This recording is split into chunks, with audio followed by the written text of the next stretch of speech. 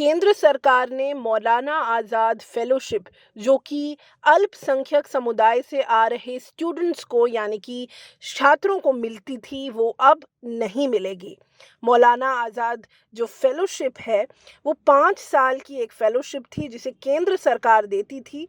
जो छात्र थे जो मुस्लिम, बुद्धिस्ट, क्रिश्चियन, जैन, पारसी और सिख समुदाय से आते थे और एमफिल और पीएचडी के स्तर पर पढ़ाई कर रहे थे, उनको ये स्कॉलरशिप मुहैया करवाई जाती थी। इस अनाउंसमेंट को स्मृति ईरानी ने लोकसभा में जब एक सवाल उठाया गया, उसके जवाब में बताया कि इस फेलोशिप को अब समाप्त कर दिया गया है। ये सवाल कांग्रेस के मेंबर टीएन प्रातपन ने पूछा था। जैसे ही ये अनाउंसमेंट सामने आई और उनका जवाब सामने आया, उसके बाद से ही केंद्र सरकार के इस फैसले पर पुरजोर विरोध शुरू हुआ। आज दिल्ली में एक बड़े स्तर पर विरोध प्रदर्शन भी किया गया। यहाँ पर अलग अलग यूनिवर्सिटीज़ के छात्र और प्रोफेसर्स सामने आए, मगर उन्हें कुछ ही देर में दिल्ली पुलिस द्वारा डिटेन कर लिया गया। ये आंदोलन मिनिस्ट्री ऑफ एजुकेशन के दफ्तर के बाहर किया गया। इसके साथ साथ यूनिवर्सिटी के छात्रों ने और जो स्टूडेंट्स यूनियंस हैं उन्होंने ये कहा है कि ये सिर्फ एक लौता प्रोटेस्ट नहीं होगा, इसके साथ साथ लगातार बड़े स्तर पर इस फेलोशिप को हटाने के खिलाफ विरोध जारी रहेगा। आइए देखिए ये रिपोर्ट। मेरा नाम श्रेया है, मैं आइसा की मेंबर हूँ और इस समय हम लोग मिनिस्ट्री ऑफ एजुकेशन के बाहर अपना प्रोटेस्ट दर्ज करने के लिए आए हैं। अभी हाल ही में हमें ये न्यूज़ मिली कि माइनॉरिटी स्टूडेंट्स को जो स्कॉलरशिप दी जाती थी मौलाना आज़ाद फेलोशिप, वो सरकार ने उसको रद्द कर दिया, उसे कैंसिल कर दिया। और हमें लगता है कि ये एक ज़बरदस्त अटैक है माइनॉरिटी स्टूडेंट का जो राइट टू एजुकेशन है उसके ऊपर। और इन जनरल सरकार एक मैसेज भी देना चाह रही है कि वो जो यूनिवर्सिटी के दरवाजे हैं वो जो दलित, बहुजन, माइनॉरिटी, महिलाएं, उनके लिए वो बंद करना चाहती है। और हमें ऐसा लगता है कि ये जो कोई डिसीजन है ये एक आइसोलेटेड डिसीजन नहीं है। जब से 2020 के बाद जब एनईपी पास हुआ है और एनईपी की पॉलिसी को अगर आप अच्छे से स्टडी करेंगे तो बहुत क्लियर एक मैंडेट देता है प्राइवेटाइजेशन और कमर्शियलाइजेशन। और एनईपी की पॉलिसी में क्लियर लिखा हुआ है कि हम किसी भी तरह के कंसेशन स्टूडेंट को नहीं देंगे। जो भी यूनिवर्सिटीज़ हैं उनको सरकार से फंड नहीं मिलेगा, यूनिवर्सिटीज़ को खुद पैसा जनरेट करना पड़ेगा, उन्हें सरकार से लोन मिलेगा। और पैसा जनरेट करने का जो पूरा प्रोसेस है उसमें वो मतलब जो बच्चे हैं उनसे पैसा लेंगे और यूनिवर्सिटीज़ में फ़ीस बढ़ाएंगे। तो एक तरफ ये लोग कॉलेजेस की फ़ीस बढ़ा रहे हैं। अभी हमने देखा इलाहाबाद यूनिवर्सिटी में 500% का फ़ी हाइक हुआ है। दिल्ली यूनिवर्सिटी के अंदर इस समय फ़ी हाइक हुआ है, जामिया के अंदर फ़ी हाइक हुआ है, एएमयू जो यूनिवर्सिटी है, अलीगढ़ मुस्लिम यूनिवर्सिटी, वहाँ पे फंड कट हुआ है। ये लगातार जो है वो यूनिवर्सिटी को वहाँ से पैसा खींच रहे हैं ताकि जो बच्चे हैं उनके लिए इनएक्सेसिबल हो जाए यूनिवर्सिटीज़ में जाना, क्योंकि ये सारी यूनिवर्सिटीज़ पब्लिक यूनिवर्सिटीज़ है। और एक पब्लिक यूनिवर्सिटी का जो मेन मतलब होता है वो ये होता है कि वहाँ पे जो एजुकेशन है वो अफोर्डेबल मिले, ताकि जो मिडिल क्लास है, जो लोअर मिडिल क्लास है, जो माइनॉरिटीज़ हैं, जो मुस्लिम्स हैं, जो महिलाएं, वो वहाँ आके पढ़ पाए और एजुकेशन को एक्सेस कर पाए। और मौलाना आज़ाद फेलोशिप का भी यही काम था। हम जानते हैं कि हमारे देश में जो दलित है और जो मुसलमान है वो लोग हायर एजुकेशन तक पहुँच नहीं पाते। बहुत कम संख्या 0.01% है जो हायर एजुकेशन तक पहुँच पाता है। और ऐसी फेलोशिप है जिनके जरिए जो स्टूडेंट्स हैं वो एजुकेशन को अफोर्ड कर पाते हैं। हमसे बार बार ये बोला जाता है कि आप लोग पढ़ाई लिखाई करते नहीं है, हर बात पे प्रोटेस्ट करते हैं, लेकिन आज हमसे हमारा पढ़ाई करने का ही राइट छीना जा रहा है ना। ये फेलोशिप बच्चों के लिए सर्वाइवल का जरिया है। जो बच्चे दिल्ली में रहते हैं, अलग अलग स्टेट से आते हैं, उनके लिए फेलोशिप जरिया है कि वो यहाँ पे पढ़ पाए और उनके एजुकेशन में कोई हिंड्रेंस ना आए किसी फाइनेंशियल रीजन की वजह से। सरकार इस फेलोशिप को बंद करके ये कह रही है कि हम आपको एजुकेशन नहीं लेने देंगे, हम आपके लिए यूनिवर्सिटी के दरवाजे बंद कर रहे हैं और उल्टा हम लोग आपको जेल में भी डालेंगे अगर इसके खिलाफ आप विरोध करते हैं। तो इसी बात को कहने के लिए आज हम यहाँ पे आए हैं कि इस फेलोशिप को वापस से चालू किया जाए और सरकार जो ये विशियस अटैक करी यूनिवर्सिटीज़ पे उसको बंद करे।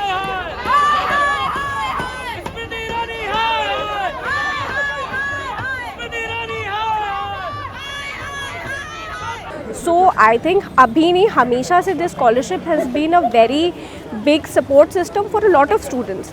क्योंकि हर कोई बहुत मतलब जो जिनके माँ बाप बहुत मुश्किल से पढ़ा रहे हैं अपने बच्चों के लिए, तो उनके लिए तो ये स्कॉलरशिप बहुत ही ज़्यादा ज़रूरी है। एंड किस तरह का ये इम्पैक्ट लेगा, किस तरह का हिट लेंगे इंस्टीट्यूशंस और communities if this fellowship is stopped? So अगर ये फेलोशिप हट जाती है तो खाली मुस्लिम तबका नहीं, लेकिन बहुत सारे माइनॉरिटी तबके के लोग जो कि अपने बच्चों को जनरली नहीं पढ़ा पाते, उनके लिए बहुत ही बड़ा एक एक रुकावट बन जाएगी अपने बच्चों को एजुकेशन इंस्टीट्यूशन में भेजने के लिए, और स्पेशली हायर एजुकेशन के लिए।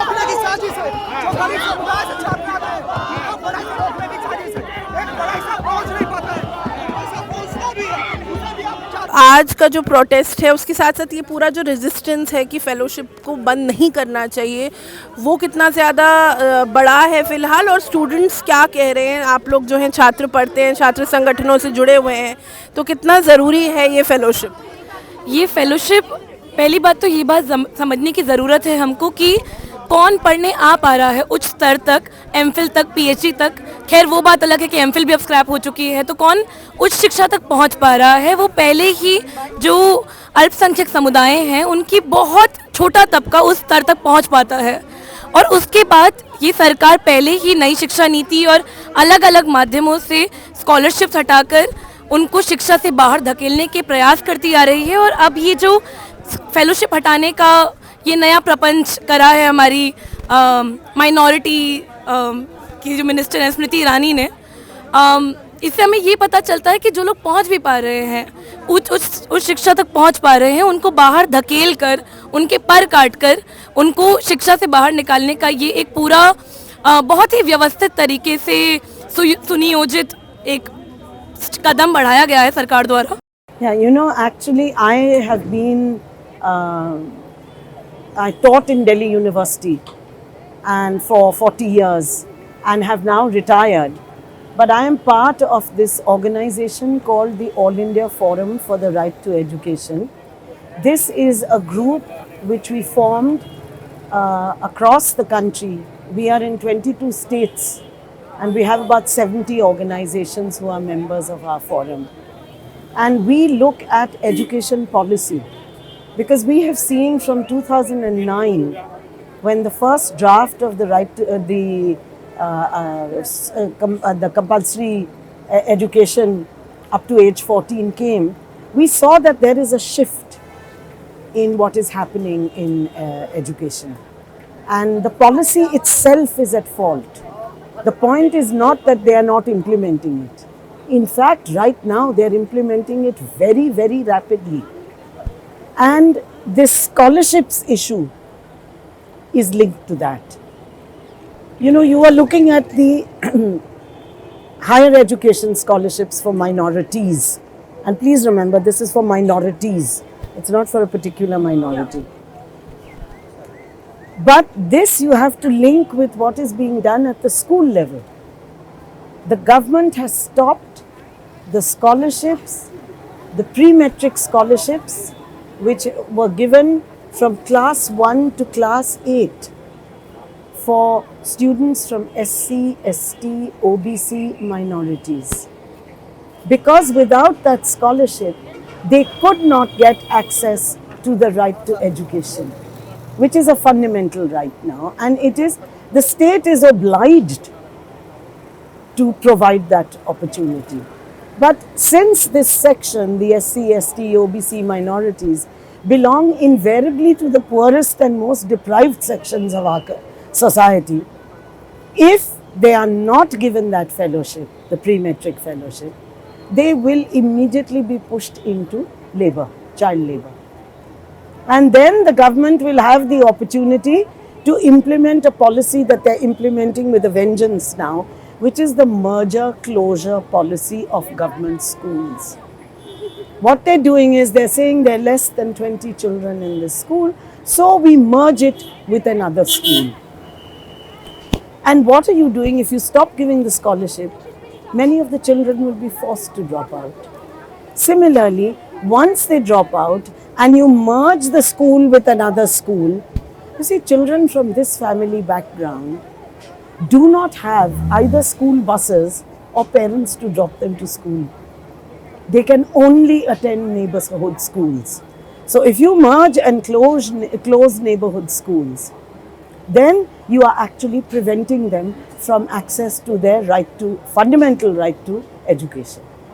And now look at this. At the moment, with all these fellowships and all the ability to try and push them into schools and keep them in schools till the age of 14, you had less than 10% of children from these backgrounds reaching higher education. Because less than 10% complete 12th class. Now, this means now that when you come to the Maulana Azad fellowships, you already have less than 10% there, and now you are making sure that there will be 3, 4, 5%. So at every point when you take away a benefit which you have given to keep these children in school, and remember, to keep them in school means keeping them out of child labor. It's not like this thing that we choose that, we are going to homeschool our children. It's not like that. And these are children who depend on government schools and on neighborhood government schools. So I want you to look at this whole thing as part of one campaign. They want to keep the poor, the discriminated and the disadvantaged out of school. Now at the same time, this government has introduced a 10% reservation for upper caste children. That EWS scholarship is one for which no SC, ST, OBC minority is even eligible for it. In other words, who's left? It's only the upper caste. So you have to look at this as a whole approach to education, in which we are seeing a government shamelessly attacking the most discriminated sections of our society and trying to build its little Hindutva lobby on the other side.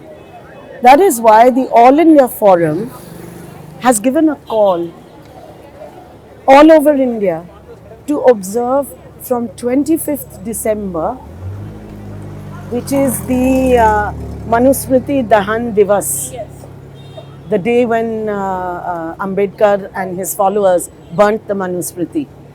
25th December to 3rd January, which is the birth anniversary of Savitribai Phule.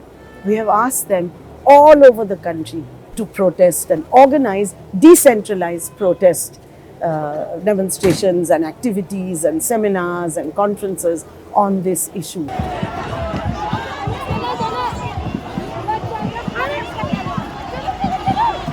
यहाँ पर जितने भी students आए थे अपनी आवाज़ उठाने के लिए, यहाँ पर प्रोटेस्ट करने के लिए, मौलाना आज़ाद फेलोशिप के जो स्क्रैप हुआ किया गया है उस पर उनको ब्रूटली ले जाया जा रहा है, बसों में धकेला जा रहा है, लोगों को डिटेन करके उठा करके ले जाया जा रहा है। आप मेरे पीछे देख सकते हैं जितने भी छात्र आए थे, ये दिल्ली यूनिवर्सिटी, जामिया, JNU जैसे अलग अलग यूनिवर्सिटी स्पेसेस से यहाँ पर शामिल हुए थे।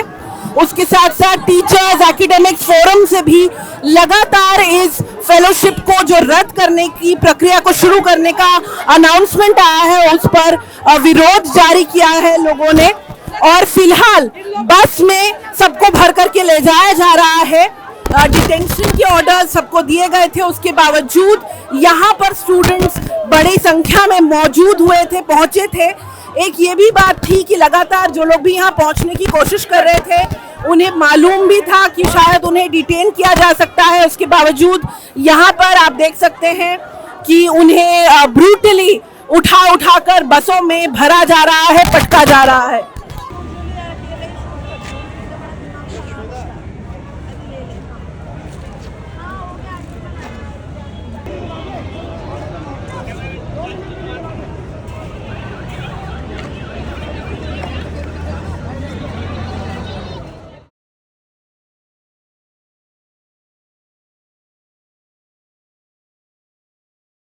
द वायर के और वीडियोस देखने के लिए सब्सक्राइब करें और बेल आइकन पर क्लिक करें। स्वतंत्र पत्रकारिता की आर्थिक मदद करने के लिए डिस्क्रिप्शन में दिए गए लिंक पर जाएं और अपनी राशि चुनें।